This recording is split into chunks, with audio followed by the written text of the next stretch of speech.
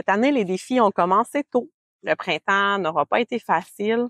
Les semis se sont faits dans le froid, dans l'humidité. On a eu des émergences qui étaient souvent inégales. Donc, dès le départ, on n'avait pas de champ parfaitement uniforme. Ensuite, l'été est arrivé avec son lot de chaleur, puis surtout de sécheresse. Moins de pluie, moins de remplissage des épis, puis parfois même aucun épi dans certains champs. Dans ces conditions-là, la récolte doit être bien planifiée pour sauver la meilleure qualité possible de notre ensilage. La première étape, ce sera d'observer votre champ. Dans certains cas, vous allez observer des plants qui sont encore verts en santé et d'autres qui sont très secs.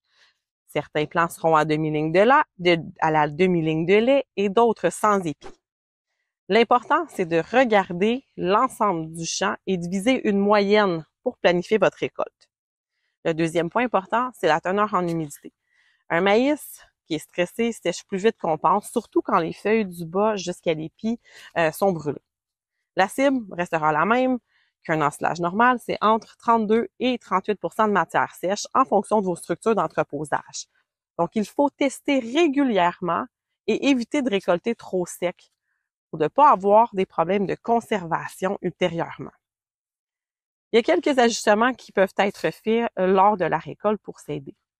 On peut élever la barre de coupe pour concentrer notre ensilage en amidon. Par contre, il faut se rappeler qu'en élevant la barre de coupe, on va également perdre en rendement.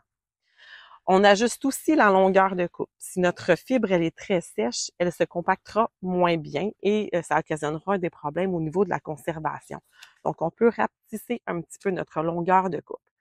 L'ajout d'un conservateur en silage va également nous permettre une fermentation rapide et efficace.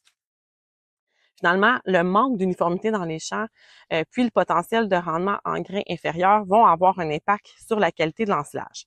Par contre, la digestibilité de la fibre pourrait nous surprendre parce que dans une saison sèche, on a tendance à avoir une digestibilité des fibres qui est plus élevée. Donc, en résumé, même si le printemps et l'été ont joué contre nous, une récolte qui est bien préparée va vous permettre d'optimiser la qualité puis de mieux soutenir votre troupeau pendant l'année. Je vous souhaite une belle récolte.